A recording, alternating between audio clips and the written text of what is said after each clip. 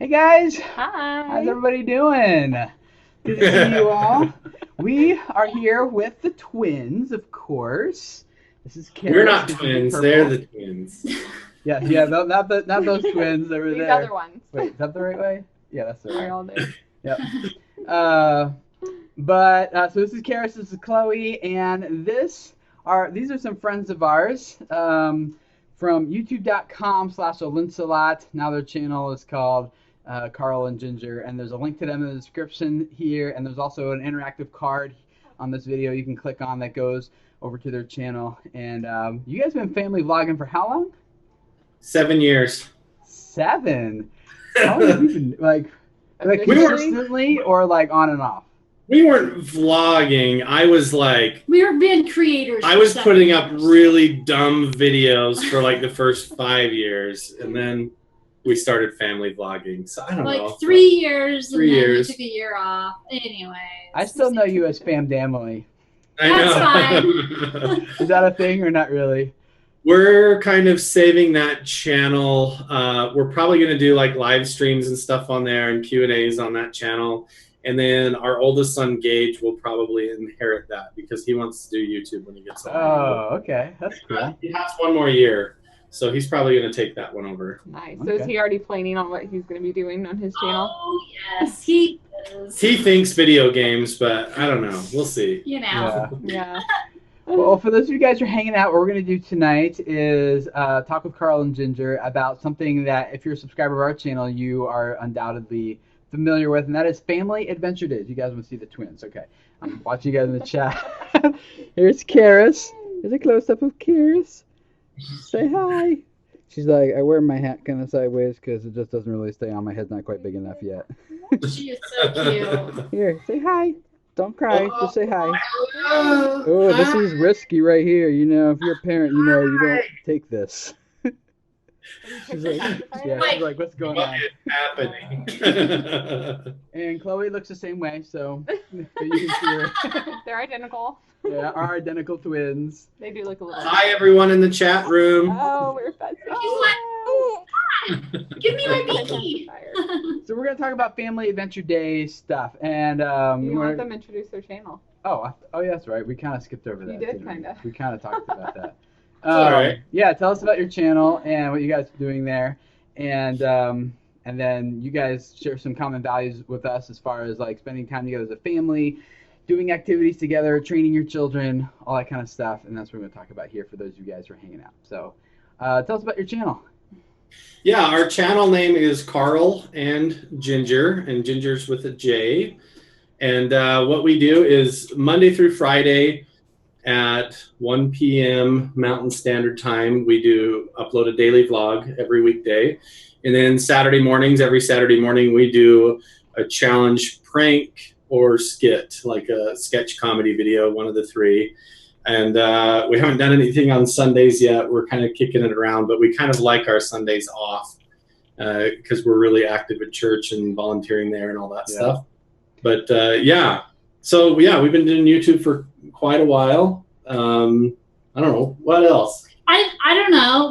I feel like something that's unique to us is that we have all boys so far, and we're going through the adoption process. I heard that.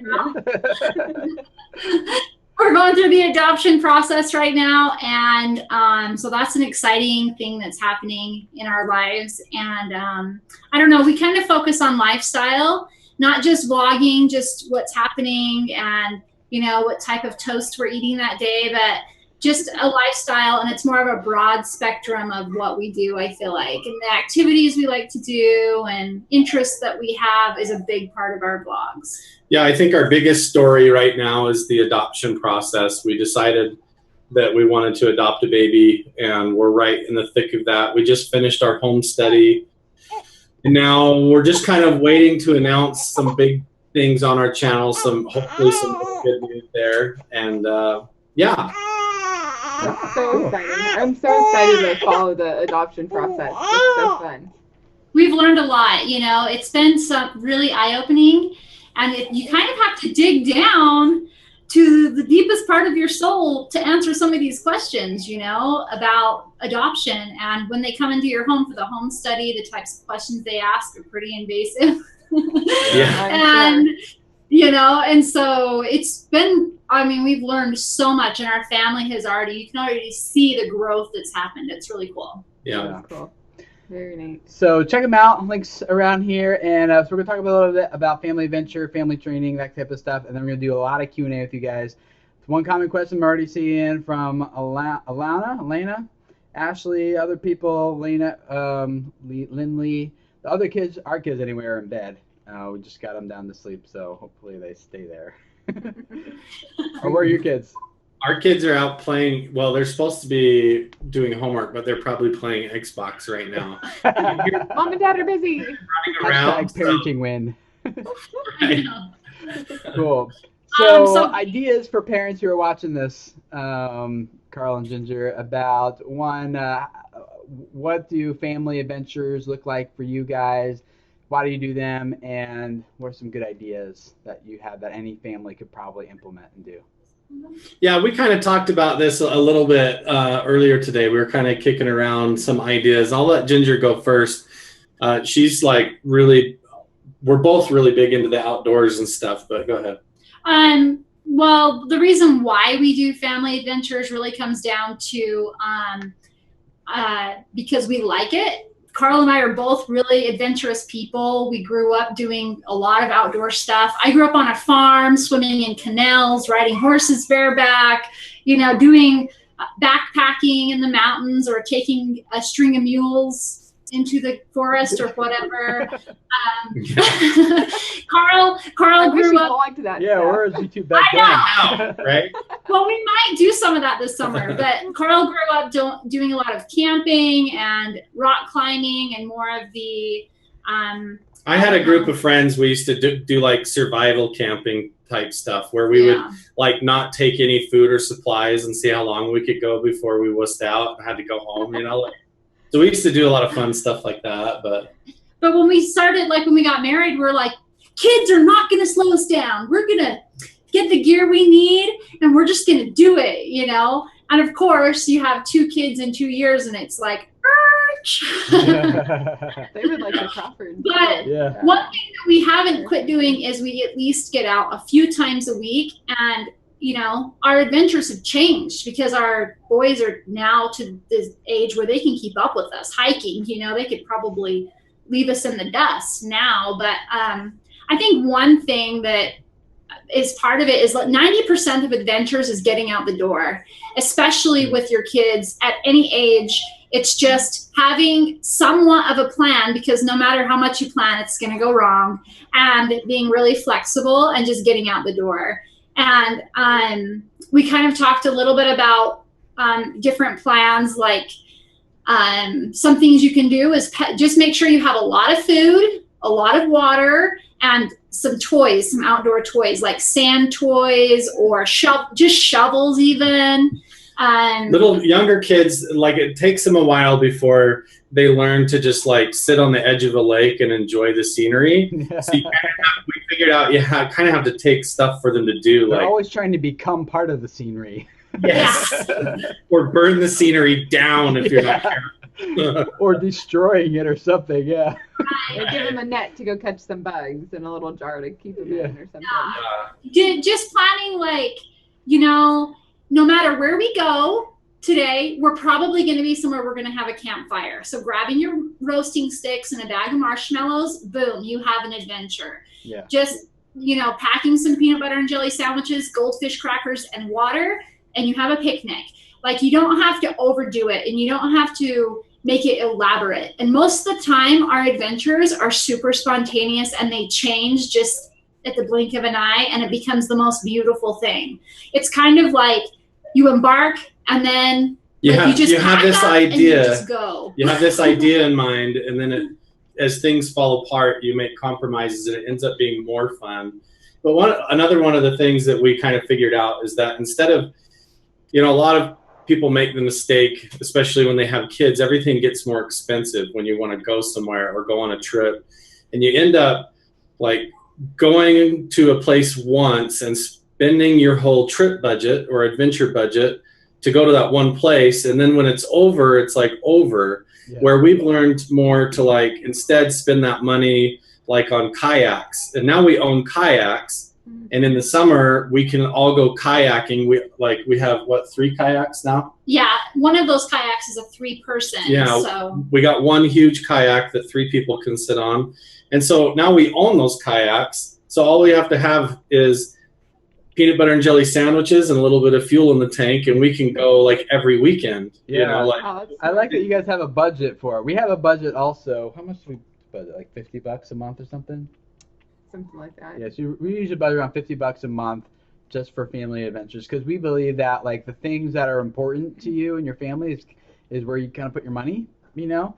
So it's hard to say like. So we only think it's 50 worth. Yeah, it's only worth. My family's worth $50. So. well, that's but, you know, with our kayaks, we bought our kayaks in June, and so we spent Mother's Day and Father's Day towards buying 2 new kayaks, and then we got our 3rd one off of like Craigslist. Yeah, I was gonna say you could that kind of stuff. You can easily get used off Craigslist. Yeah. And we don't plan ahead, so we're like $50. Yeah. We'll cover used maybe to. whatever we can. Sorry, think I'm of. rocking back and forth so much, guys. You're fine. you're holding a baby. That's what you But- got. I know, but So still, make people are like, everyone hold see it. still. Just lock. Stop it.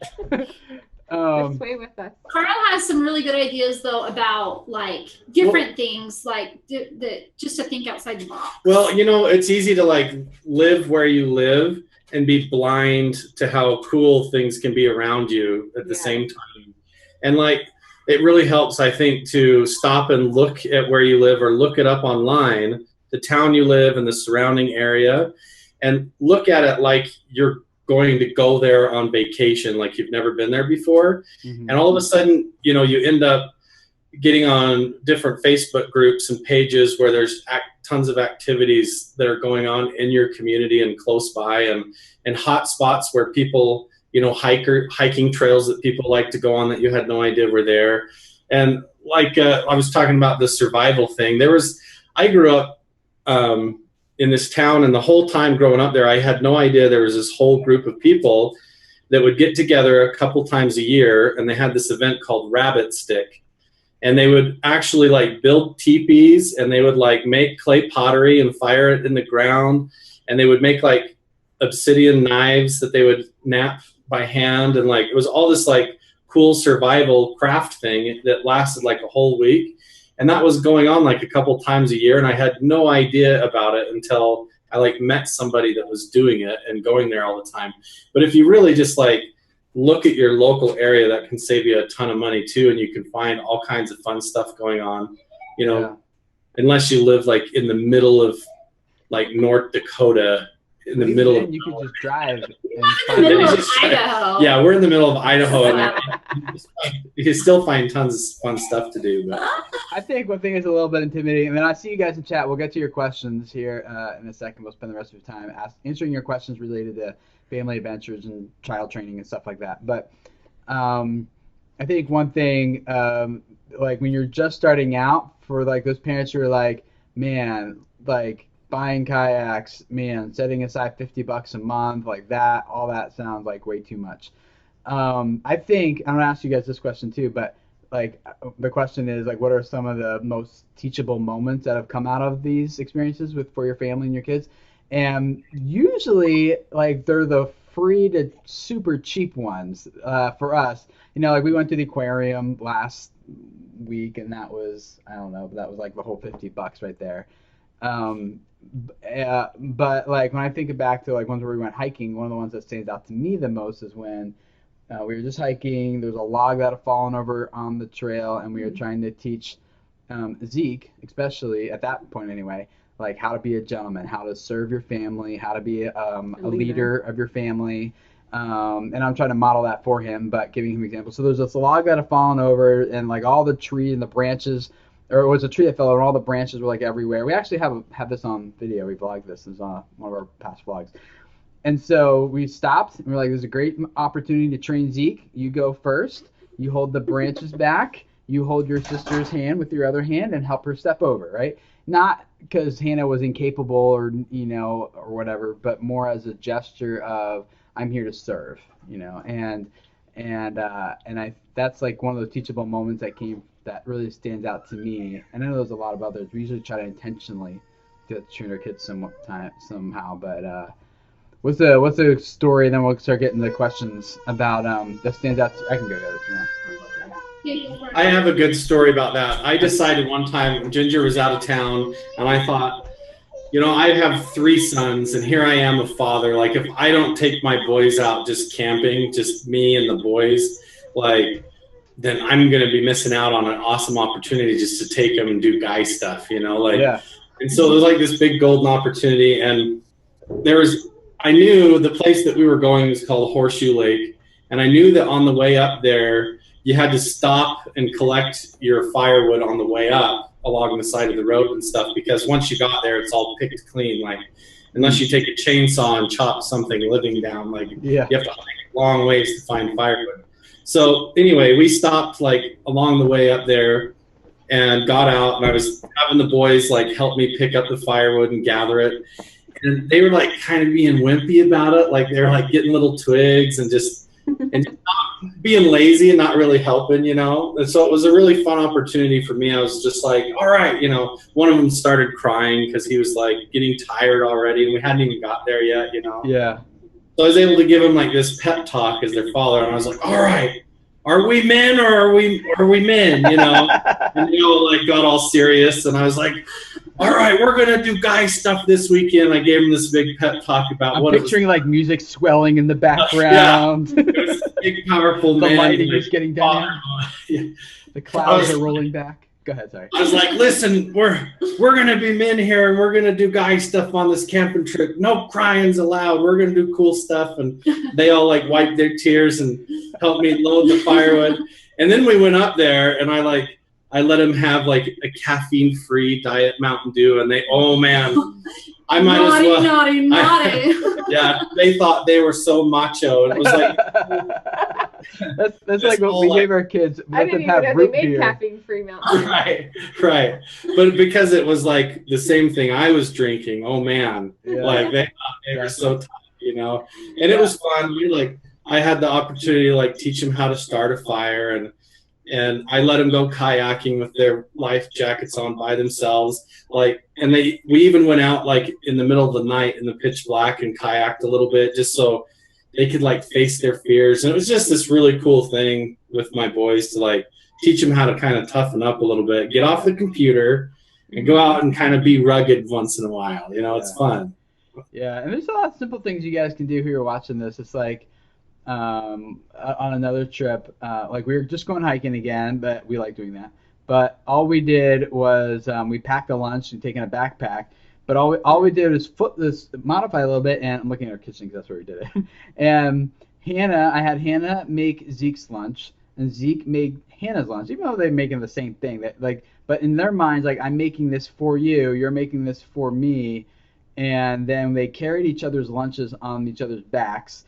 And then while we're hiking, then we got to the point where we eat, like they each had like this gift because they're both so hungry. It's like, oh, thank you so much. Just like a simple way of like, rather than telling them to make their own lunch or you making it for them as a parent, like it's just like little tweaks you do that don't cost any money that make a big difference. So that's really cool. Another thing I like to do too, like, is just make sure that they know, like, if one person is out of line, it slows the rest of the family down. Yeah. If we're going on a hike or we're loading the kayaks or whatever, and one person isn't contributing to their equal share, then it's going to slow the entire team down. And it's something that like applies in almost every situation. You've just got to carry your own weight, Yeah. So that's something else that we kind of focus on. Kid. No. Yeah. But it's an opportunity for the rest of the team to encourage, to motivate. And it's a good example of like when one person on the team is struggling, like the whole team struggles. That we aren't a whole bunch of individuals going our separate directions. Like we got to link arms to this together. It's a great question from Angelica Saylor. Says, I have a 5, 4, and 7-month-old. I'm guessing the 5 and 4 years old. And at some point, someone's going to break down crying and everyone looks. I feel like people are judging me because I have several small kids. So how do you guys, is that something she should be worried about, or how do you guys handle those situations? Because it happens, right? It just happens. Yeah, kids are going to cry no matter what. And the people I think that look at you are the ones that don't have kids or haven't had kids yet. Because everybody that The rest of the parents are like, the rest of the parents are just like, gotcha. Like, it's okay. You can spank them right here if you want. I don't care. Need some help? I don't know. You just have to not worry about it. Like, if it becomes I guess it depends on where you're at. If one kid's having a really hard time, usually we found with our kids, when they start crying or one of them breaks down, they either like tired or hungry. Yeah. One of those two. Always offer a snack. Every time. Maybe I'm creating an eating disorder. I don't really know. But usually they're hungry. Really, though. Sometimes you give them a snack and just put them in the cart or something like that. If you're shopping or if you're out doing something, you carry them a little bit. And once they get a little bit of food and a drink, then they just like fall right to sleep and they quit crying. But a lot of times it's when a kid starts having a meltdown, it's just because one of those little basic life needs is not being met, and they start getting irritable and they don't know why, and it's because they're hungry or thirsty or tired. One of our sons gets agitated when he doesn't feel listened to.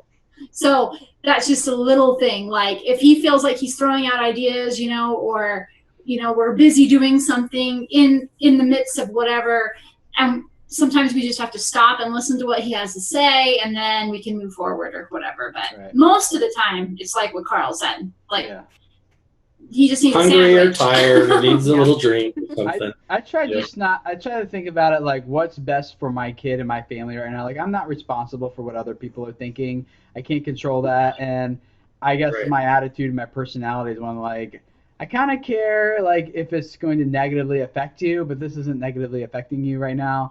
And so I like sometimes it's just best to let them cry it out, and people might look, but I'm more interested in doing what's best for us. So even though like I know some people get embarrassed, but I'm used to talking to inanimate objects called cameras all day, so I don't care. It's like think what you want. Right.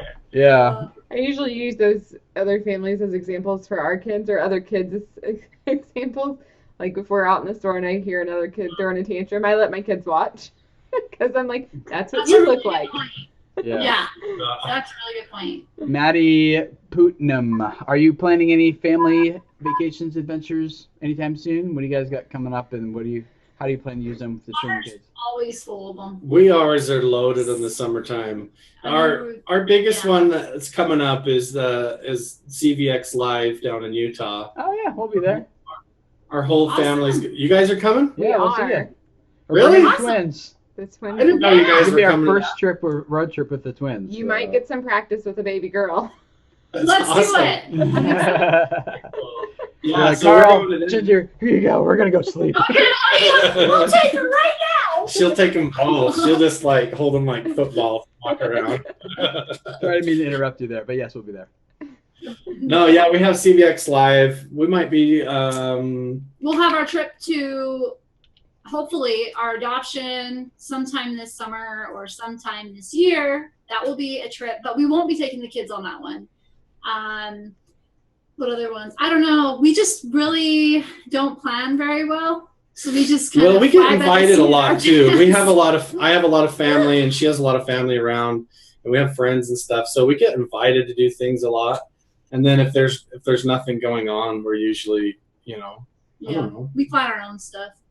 We don't have any big trips planned right now, but stuff always comes up constantly. It's like you don't have to do a big trip to have a fun adventure either. Right. Yeah, last week, because we try to do them every Saturday, and like at a family adventure of some kind, and so Dana was super drained, from both of us from the being up with the twins, and I forget something else happened. We were just like, we cannot go anywhere like this, and that's fine. Like sometimes we just do them at home, and so I just went to Target. We bought a puzzle. In my head, I was thinking, our whole family can work together as a team to build the puzzle. Yeah, I posted this. Sometimes Instagram. your adventures don't work out. It turned out that Tim and Dana got to do a puzzle. Yeah. Which was fine. Like, so we did it. The kids, I enjoyed it. So it wasn't really like, and that's another part of this, guys. Sometimes like you have this all like, oh, this is gonna be glorious, and no, it's not. Sometimes that's just the way it is, and that's normal. It's no big deal. We're big into board games too. Like we have some good friends, Brett and Sadie, and they have like a whole walk-in closet full of all these like awesome board games. Wow. I'm not talking like Monopoly and Connect Four. These are like really cool, fun board games with lots of fun pieces and stuff. And they kind of opened our eyes to how fun collecting cool board games are. So we always have like, we try to get like one new board game every month, so that whenever friends or family are coming over, we always have something like that we can drag out and teach them, and then we end up having a ton of fun with it. Yeah. It's And always so a fun way to get to know other people too. Know if they're competitive, get to know, you just learn a lot of stuff. It's fun. There's lots of fun games that they're coming out with right now too that are really good. They I love playing board games with our kids too, because that is like an intense way, fun way to teach social skills. Like you can sit down and teach them, you know, you're waiting your turn, you're not grabbing the dice from other people, you don't stick your hand in the pile of cards, you're not bending the cards. Like, there's so many things that they learn to just so that they can be socially acceptable. You know what I'm saying? Mm-hmm. Yeah. Like all those social skills, we've talked about that, how much board games help. Yeah. Brings it all to the surface. When somebody starts losing, it's like, you know, you have lots of opportunities to help. Yeah. So how do you, Minecraft Greta, how do you entertain the kids on long car rides and trips when you're going places? Ooh, that's a good one. That's a good one. Our kids like to draw pictures, so we got like clipboards. Okay, yeah, we had the magnetic boards. Yeah. Mm-hmm. Yeah, so they like to draw pictures and stuff. What else? They've got MP3 players with headphones and stuff. They have like little car games they play where, like, you know, you're searching for the alphabet, or you finish the story. Like, we've started doing a little bit of we play games where we do improv. Yeah, improv. Where like I would say something like to Ginger, I would say McDonald's. Hi. And then she has to like pretend like she works at McDonald's, or she's and she makes up a name and she tells this whole story for like 3 minutes about her life, and it's all make believe, all pretend. And then she'll point at like our oldest son Gage, and she'll say, "You're a car salesman," and then he makes up a fake name and this whole character, and that kind of helps him too for when we're filming like skits. We'll play that game for a little bit before we film, and then it gets their imagination going, and they're way better on camera, and they're having a good time, and they're talkative and fun, and it's like, so we'll do that sometimes at home or in the car when we're driving, and that's pretty funny to hear what they come up with when you're like, "You're an astronaut," and they and they start making up all this crazy stuff that makes no sense at all, but it's really funny. Yeah. We are the parents that have DVD players and just put them on in the car. But we do sometimes wait like until half the day. Carl, we've gone through a couple of those that have been broken. Yeah. Yeah. I mean, we usually go as long as we can without them. You know, just like listening to music, or we listen to these Adventures Well, and in a big Odyssey. part of it too is, I mean, when all your kids are in seatbelt or in car seats, they all should be in seatbelts. Hopefully. Yeah. But when they're in car seats, they can't like get something if they drop it. So we limit it to, they have their magnetic drawing boards, and they can have like one or two other toys, and that's it. Like, we do not load up the car with toys, because we learned the hard way on that one of how annoying it is to try to reach back there and get. One of you ends up playing Spider-Man and trying to climb over and pick things up. Yeah, it's not safe. Not worth it. So we just do DVD. Veronica Oritz, how do you guys do it with 6 kids? You guys have 4, right? We have 3. Oh, 3. Okay. We're working on 4. We're working on adopting a 4th. Well, I think it just goes back to you have to like just keep it simple sometimes. Like, I don't know if we've even really learned how to do it with 6 kids. Like, we do a puzzle that just doesn't go the way you have it in mind. That's how it goes. That's how you just have to be flexible.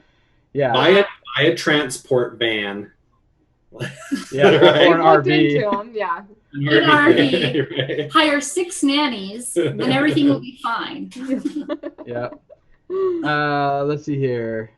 What do you do when your kids say something inappropriate? From Riley S. Usually we laugh, and then we tell them to We look at each other. No, we You try not to immediately laugh in correct front of them. That's when you're like, No, we correct them and we point out how that's inappropriate behavior, and then when they're not looking, we go, we laugh to each other. And The person that's behind the kid that the kid but can't we don't let them see us laughing, because then it's like they'll do it again just to get their reaction. yeah. That's the truth. It's fun to be the parent that the kid isn't seeing and the other parent's trying to hold it together. Right. Yeah. People are asking, where are you guys from? You reintroduce yourself. We've had new people popping in here. We're from Idaho. We're Carl and Ginger from the YouTube channel. Yeah. And I've seen a couple questions about homeschool. We did homeschool, but recently our boys have chosen to go to public school, so we're doing that for this year. Yeah, we gave them the choice. We and always reassess in May. They wanted to try it. They wanted to try We'll the have public another video about that. Yeah, that sounds like a fun Another topic. good topic. Now they're on the fence about whether they want to be homeschooled or public schooled, and I think they realize that just education in general is not ever going to be easy, depending on what you choose. Yeah. It's kind of funny because they come home talking about, like, academically homeschool was more difficult, but it all evens out because at public school there's that social, that social piece that is just so overwhelming, I think, sometimes, and having people in your space all the time. And it's really interesting that they have such a different perspective. We do not force them one way or the other. We're really open-minded to both. So Yeah. it's kind of, we want to lead them and guide them to make good choices, but as long as both choices are good, then we let them choose, I would say. If we were in a school district where the schools we didn't feel were safe or good, we probably wouldn't give the choice. But where we are right now, we feel really good about the choice. Yeah. Yeah.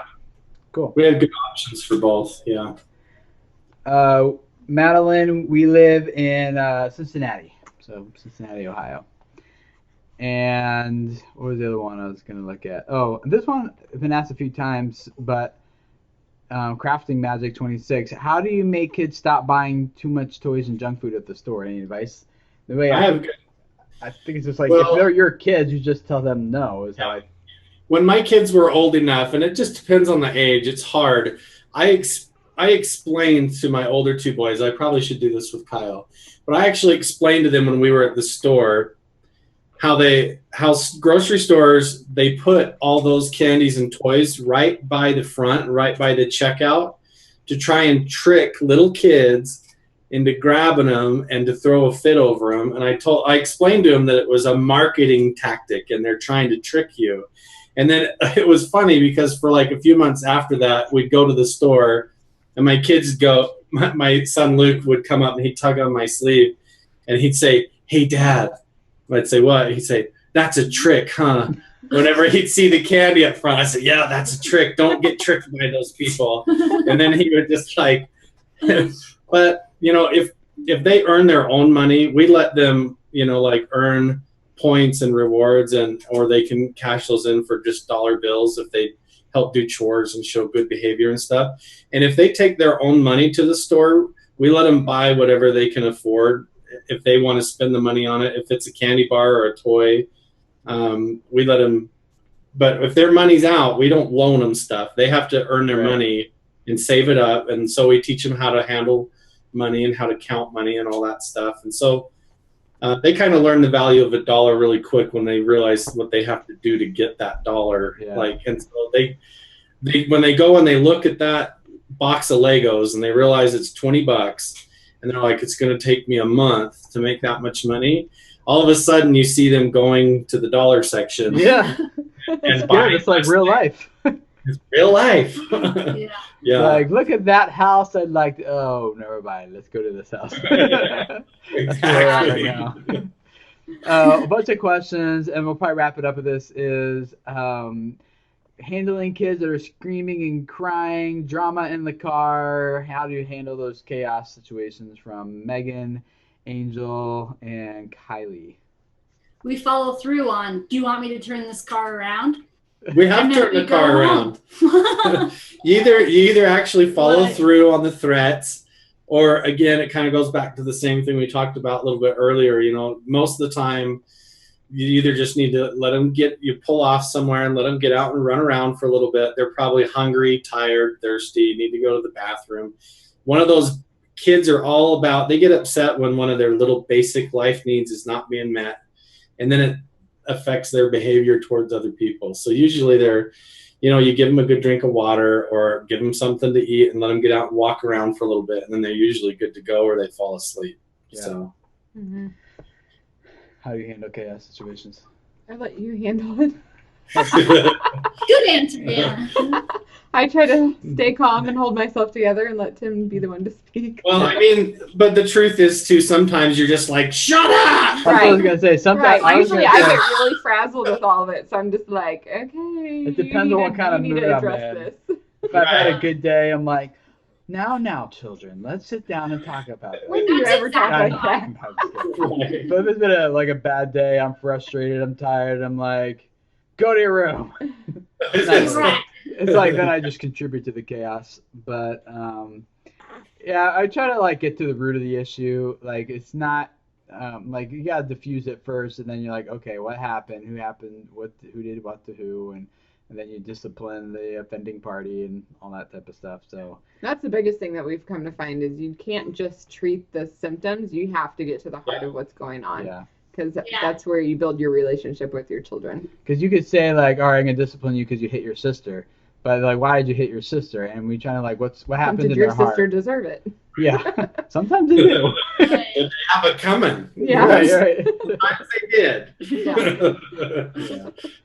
So, well, thank you guys for hanging out. I would love for you guys, if you want to check out Carl and Ginger, again, there's a link to them in the description of this video, and there's also an interactive card you can just tap on here and go check them out there over their channel. And you guys have been talking about adoption, Carl and Ginger, and you guys also in the chat, that's part of their story right now. So that Go sounds like subscribe to their channel. That'll be Yeah. awesome to follow. follow their adoption. Do you have an ETA about when this will all go down? Is it totally unpredictable? We have hopefully a really awesome big announcement coming out about the adoption, hopefully the beginning of next week. Oh, so everybody better go subscribe for that. Hopefully, potentially, a big announcement. Yes. So cool. Well, thank you guys for hanging out. This is your first time here on our channel. We're all about trying to become a family team, and we love talking to people like Carl and Ginger who also believe that with us. And we're all just trying to figure out like how do we as parents raise kids, not just to think of themselves as like isolated individuals, but as a part of a bigger unit that works together, and training our kids to think and believe that for even their own families as they grow older too. So subscribe. We're trying to figure that out. And you can follow our journey with our twins and our kids and all that kind of good stuff. Learning how to parent 6 kids. Yeah, parent 6. It's crazy. First, we got to get the sleep thing down, then we'll figure out everything else. But thanks for hanging out, guys. And we will catch you guys on Thursday for our live stream then. Usually on Thursday afternoon, we do those together as a family. And then on Tuesday evenings here with me and Dana, sometimes just us. Sometimes we have guests on like Carl and Ginger. And we just hang out and talk with you guys because it's fun. You're awesome. We like hanging out with you. So thanks for hanging out with us. Thank you. See you guys. Bye.